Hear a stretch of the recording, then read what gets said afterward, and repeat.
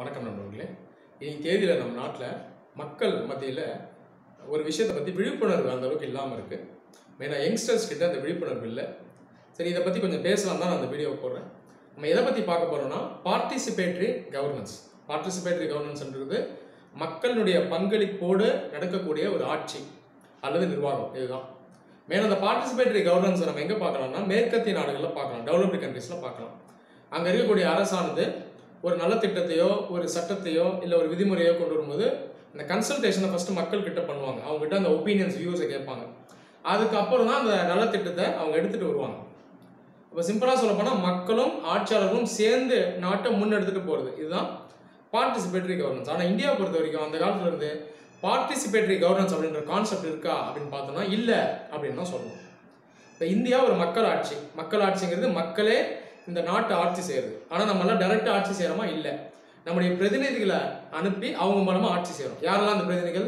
MLAs, MPs, அமைச்சர்கள், இதுக்கும் கீழே இருக்கக்கூடிய அந்த லோக்கல் பாடிஸில் இருக்கக்கூடிய அந்த பிரதிநிதிகள். இவங்கெல்லாம் தான் நமக்கு சார்பாக, அதான் மக்கள் சார்பாக அங்கே போய் ஆட்சி செஞ்சுட்டு வராங்க. இதில் என்ன பிரச்சனை என்னன்னா, இவங்க நிறைய சட்டத்தையும் நலத்திட்டங்களையும் கொண்டு வரும்போது இது வந்து மக்களுக்கு உபயோகமாக இல்லாமல் போயிடுது.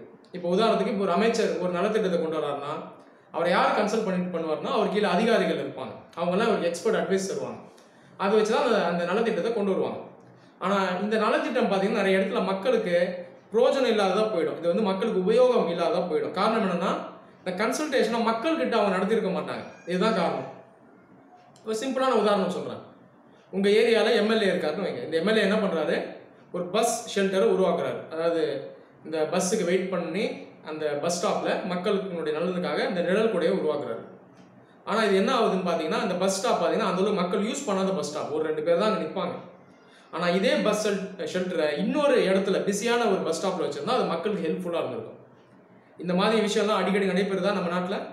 அப்போ இது காரணம் என்ன? பார்ட்டிசிபேட்டரி கவர்னன்ஸ் இல்லை. மக்கள்கிட்ட இருந்து இந்த கருத்துக்களை அரசு வந்து கேட்கறது கிடையாது. இதுதான் அந்த பிரச்சனை. இப்போ இந்த பார்ட்டிசிபேட்டரி கவர்னன்ஸ் இல்லாதனால மக்கள்கிட்ட இருந்து இந்த ஒரு விரக்தி, ஒரு ஏமாற்றம், இது வந்து ஒரு வெளிப்பாடாக வருது. இனி இதே இந்த வெளிப்பாடு எப்படி இருக்குன்னு பார்த்தீங்கன்னா, இந்த சோஷியல் மீடியா மூலமாக வெளியே வருது. ஃபேஸ்புக், வாட்ஸ்அப்பில் நம்ம எல்லாரும் என்ன பண்ணுறோம்? இந்த மீம்ஸ் போடுறோம் இல்லையா? அரசாங்கத்தை விமர்சித்து ஒரு நையாண்டி, கேலி இதெல்லாம் சேர்ந்து நம்ம ஒரு மீம்ஸாக மெயினாக போடுறோம். மெயினாக யூடியூப்பில் சரி, ஃபேஸ்புக்கில் சரி, வாட்ஸ்அப்பில் சரி, இதெல்லாம் ஃபார்வர்ட் மெசேஜாக வரும். சரி, இந்த சுதந்திரம் மக்களுக்கு இருக்கு. சரி, இதை செய்யறது வந்து தப்பு அப்படின்னு சொல்ல முடியாது. நம்ம எல்லாருமே right to freedom of speech, எக்ஸ்பிரஷன்லாம் இருக்கு. ஆனால் இந்த மாதிரி நம்ம மீம்ஸ் மட்டும் போட்டுக்கிட்டே இருக்கிறதுனால சமுதாயத்தில் மாற்றம் வருமா? மாற்றம் கண்டிப்பாக வராது. அப்போ மாற்றத்தை நம்ம எப்படி கொண்டு வரலாங்க? மாற்றத்தை கொண்டு வர்றதுக்காக கன்ஸ்ட்ரக்டிவாக நம்ம ஒரு சில விஷயத்தை செய்யணும். யூஸ்ஃபுல்லாக ஒரு சில விஷயத்தை செய்யணும். அப்போ இதை நம்ம எப்படி செய்யலாம்னா பார்ட்டிசிபேட்டரி கவர்னன்ஸ் மூலமாக தான் செய்யணும். அப்போது நம்முடைய கருத்துக்களை, நம்மளுடைய வியூஸ், ஒப்பீனியன்ஸ், ஐடியாஸ்லாம் நம்ம அரசுக்கிட்ட கொண்டு போய் சேர்க்கணும். சரி, இது எப்படிங்க செய்யுது? அதான் பார்ட்டிசிபேட்டரி கவர்னன்ஸே இந்தியாவில் இல்லை அப்படின்னு சொல்கிறீங்களே அப்படின்னு கேட்டிங்கன்னா, பார்ட்டிசிபேட்டரி கவர்னன்ஸுங்கிறது பெரிய அளவில் இந்தியாவில் இன்னைக்கு தேதியில் இல்லை. ஆனாலும் இதுக்கான முயற்சிகள் அரசு வந்து எடுத்துக்கிட்டு தான் இருக்குது. ஒரு சில வருடங்கள் முன்னாடி அரசு வந்து இதுக்கான முயற்சிகளை எடுத்துருக்கு. ஸ்டேட் கவர்மெண்ட்ஸும் சரி, சென்ட்ரல் கவர்மெண்ட்ஸும் சரி, இதுக்கான முயற்சிகளை எடுத்துக்கிட்டு தான் வராங்க. உதாரணத்துக்கு எல்லா முக்கியமான கவர்மெண்ட் டிபார்ட்மெண்ட்ஸும் பார்த்தீங்கன்னா அவங்க வெப்சைட்டில் இந்த சிட்டிசன் ஃபீட்பேக் போர்ட்டல்னு வச்சுருப்பாங்க. நம்மளுடைய ஐடியாஸை தரலாம், நம்மளுடைய ஒப்பீனியன்ஸை ஷேர் பண்ணலாம், நமக்கு எதாவது கம்ப்ளைண்ட், கிரீவன்ஸ் இருந்தாலும் இதையும் ரெஜிஸ்டர் பண்ணலாம். அது இல்லாமல் ஒரு சில டிபார்ட்மெண்ட்ஸ் பார்த்தீங்கன்னா இதுக்கு தனித்தனியாக ஆப்ஸ் வச்சுருக்காங்க. போலீஸ் டிபார்ட்மெண்ட், முனிசிபல் கார்பரேஷன்ஸ், இதெல்லாமே ஆப்ஸும் வச்சுருக்காங்க. ஸோ இதிலலாம் நம்ம லாகின் பண்ணி கூட நம்மளுடைய கிரீவன்சஸ், ஒப்பீனியன், ஐடியாஸ் இதெல்லாம் நம்ம ஷேர் பண்ணலாம். டாப் மோஸ்ட் லெவலில் சென்ட்ரல் கவர்மெண்ட் லெவலில் mygov.in அப்படிங்கிற வெப்சைட்டை சென்ட்ரல் கவர்மெண்ட் வச்சுருக்கு. இதில் இந்தியாவை சேர்ந்த எந்த சிட்டிசன் வேணால் உள்ளே போய் ரெஜிஸ்டர் பண்ணி லாகின் பண்ணி அவருடைய கருத்தை அதில் வந்து பார்த்தீங்கன்னா ஷேர் பண்ணலாம். இதில் கிட்டத்தட்ட இன்னைக்கு தேதியில் ஒரு 1 கோடி மெம்பர்ஸ் இருக்காங்க. நானும் இதில் ஒரு மெம்பர் தான். இந்த போர்ட்டலில் ஸ்டார்ட் பண்ணி ஒரு 5 வருஷம் கிட்ட ஆகுது. இது ஆரம்பிக்கும் போதே நானும் ஜாயின் பண்ணிட்டேன். ரெகுலராக நானும் என்னோட ஐடியாஸ், வியூஸ் எல்லாம் நான் அதில் போய் ஷேர் பண்ணிக்கிட்டு தான் வரேன். அது இல்லாமல் pmindia.gov.in பிரைம் மினிஸ்டரோடய நம்ம டைரெக்டாக இன்ட்ராக்ட் பண்ணலாம். இதுக்கு செப்பரேட்டாக ஒரு வெப்சைட் இருக்குது. இதில் பார்த்தீங்கன்னா ஒரு கிரீவன்ஸ் போர்ட்டலும் இருக்குது. நம்ம சைடில் இருந்து கம்ப்ளைண்ட்ஸ் எதாவது இருக்குன்னா கூட இதையும் நம்ம இதில் ரெஜிஸ்டர் பண்ணலாம். சிம்பிளான உதாரணம், நேற்று பார்த்தீங்கன்னா அந்த நைட் 9 மணிக்கு மக்கள்லாம் விளக்கு வைக்கணும், நம்மளுடைய ஒற்றுமையை நம்ம வெளிப்படுத்தணும் அப்படின்னு சொல்லியிருந்தாரு. ஆனால் இதில் ஒரு பிரச்சனை என்னென்னா, நிறைய இடத்துல இது பார்த்தீங்கன்னா இந்த மக்கள் பார்த்தீங்கன்னா இந்த விதிமுறைகளை மீறி வந்துட்டாங்க, வெளியே வந்துட்டாங்க, ரோட்டுக்கே வந்து இந்த விளக்கு எடுத்து ரோட்டில் போகிறது நடக்கிறது இந்த மாதிரி பண்ணிட்டாங்க. சோஷியல் டிஸ்டன்சிங் இல்லாமல் போயிடுச்சு. இதெல்லாம் கூட பார்த்தீங்கன்னா இன்னைக்கு தேதியில் மக்கள் இதை ஃபீட்பேக்காக சொல்கிறாங்க பிரைம் மினிஸ்டர் கிட்ட. ஐயா நீங்கள் செஞ்சது நல்ல விஷயத்துக்கு செஞ்சீங்க, ஆனால் அது நிறைய இடத்துல பாதகமாக முடிஞ்சு போச்சு, இதை நீங்கள் கொஞ்சம் மைண்டில் வைங்க அப்படின்னு பிரைம் மினிஸ்டருக்கே நம்மளுடைய ஃபீட்பேக்கை நம்ம சொல்லலாம், நம்மளுடைய வியூவை சொல்லலாம். இதுக்கான மெக்கானிசமாக கவர்மெண்ட் ஏற்படுத்தி வச்சிருக்கு. ஆனால் இதெல்லாம் நம்ம யூஸ் பண்ணுறோமா? நம்ம இதெல்லாம் யூஸ் பண்ணுறது கிடையாது. அப்போது இந்த பார்ட்டிசிபேட்டரி கவர்னன்ஸ்க்கான வசதிகளை பார்த்தீங்கன்னா கவர்மெண்ட் வந்து ஏற்படுத்தியிருக்கு. நம்ம இதை அந்த அளவுக்கு யூஸ் பண்ண மாட்டோம். நம்ம மெயினாக என்ன பண்ணுறோம், ஹாபியாக நம்ம இந்த வாட்ஸ்அப்பில் மெசேஜ் அனுப்புகிறோம், ஃபேஸ்புக்கில் இந்த மீம்ஸ் எல்லாம் போடுறோமே தவிர கன்ஸ்ட்ரக்டிவாக சமூக மாற்றத்தை ஏற்படுத்தக்கூடிய அளவுக்கு இந்த நம்மளுடைய கவர்மெண்ட்டோட அரசாங்கத்தோடு நம்ம வந்து உறவு வச்சிருக்க மாட்டோம். மெயினாக யங்ஸ்டர்ஸ் இதை வந்து செய்ய மாட்டாங்க. இதுக்கான அவேர்னஸ் பார்த்தீங்கன்னா நிறைய பேர்கிட்ட இல்லை. ஒரு சில பேர் நம்ம ஏன் இதை செய்யணும் அப்படின்னு விட்டுறாங்க. ஒரு சில பேர் பயப்படுறாங்க, இதை செஞ்சால் கவர்மெண்ட் நம்ம எதாவது பண்ணிவிடுமான்ற பயம் இருக்குது. இந்த பயம் பார்த்தீங்கன்னா இதுக்காக பயப்படுறதுக்கான அவசியமே கிடையாது. லட்சக்கணக்கான பேர் இதில் மெம்பர்ஸாக இருக்காங்க.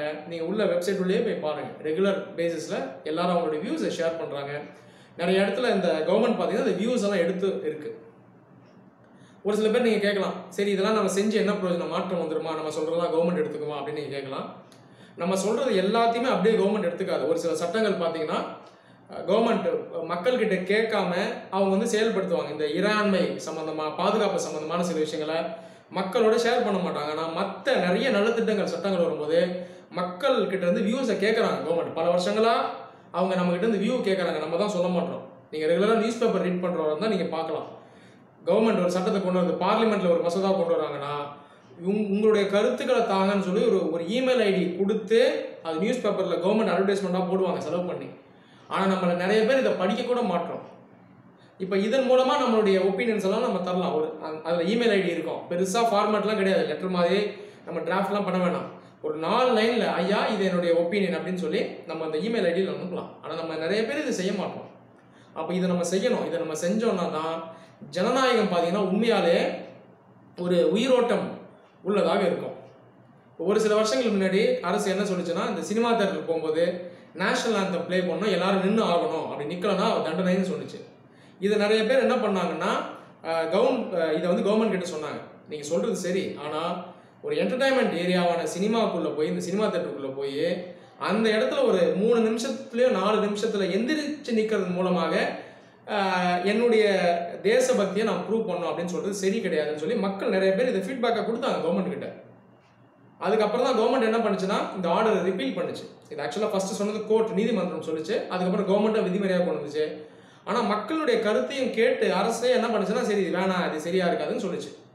அப்போ இதெல்லாம் எப்படி வந்து சாத்தியமாகுது? நம்முடைய கருத்தை நம்ம சொல்கிறோம், இதை கவர்மெண்ட் பார்த்தீங்கன்னா இது வந்து ஏற்குது. நிறைய இடத்துல ஏற்க முடியல, பல இடத்துல இது வந்து ஏற்றுட்டு இருக்கு. இதனால தான் பல மாற்றங்களையும் கவர்மெண்ட் கொண்டு வந்திருக்கு. இது வந்து விதிமுறைகள் ஆகட்டும், சட்டத்தில் ஆகட்டும், பல சமூக நலத்திட்டத்தில் ஆகட்டும், மக்கள்கிட்ட இந்த கருத்துக்களை கேட்டு தான் அரசு மாற்றத்தையும் கொண்டு வந்திருக்கு. அப்போ இதை நம்ம முக்கியமாக கவனிக்கணும். என்னுடைய கனிவான வேண்டுகோள், இது வரைக்கும் நீங்கள் பார்ட்டிசிபேட்டரி கவர்னன்ஸில் நீங்கள் இன்வால்வ் ஆகலைன்னா தயவுசெய்து இனிமேவாவது இன்வால்வ் ஆகுங்க. நீங்கள் ஒரு யங்ஸ்டர்ஸாக இருந்தீங்கன்னா, எஜுகேட்டடாக இருந்தீங்கன்னா, நீங்கள் இந்த சோஷியல் மீடியா நெட்வொர்க் இந்த சைட்ஸை யூஸ் பண்ணி உங்களுடைய எஜுகேஷன் யூஸ் பண்ணி உங்களோட நாலேஜை நீங்கள் ஷேர் பண்ணலாம். இது வரைக்கும் நீங்கள் பண்ணலாம், இன்னிலிருந்தாலும் இது செய்யுங்க.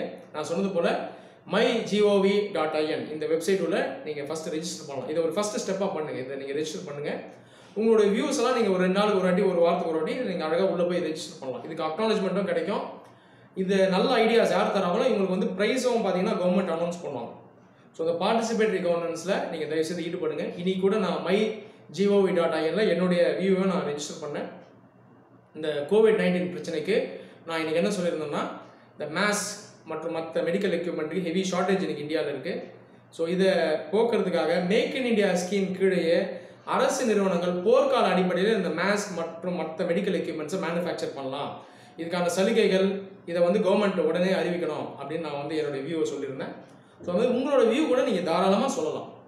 ஸோ இந்த நடவடிக்கையில் இளைஞர்களான நீங்கள் தயவு செய்து ஈடுபடுங்க. அதில் மீம்ஸ் போடலாம், தப்புன்னு நான் சொல்லலை. அதோடு சேர்ந்து கன்ஸ்ட்ரக்டிவாக நாட்டுக்கு தேவையான இந்த முயற்சியில் நம்ம எல்லாரும் சேர்ந்து ஈடுபடலாம். அப்போ தான் சமூகத்தில் ஒரு மாற்றம் வரும், நம்மளுடைய நாடு வளரும். நன்றி.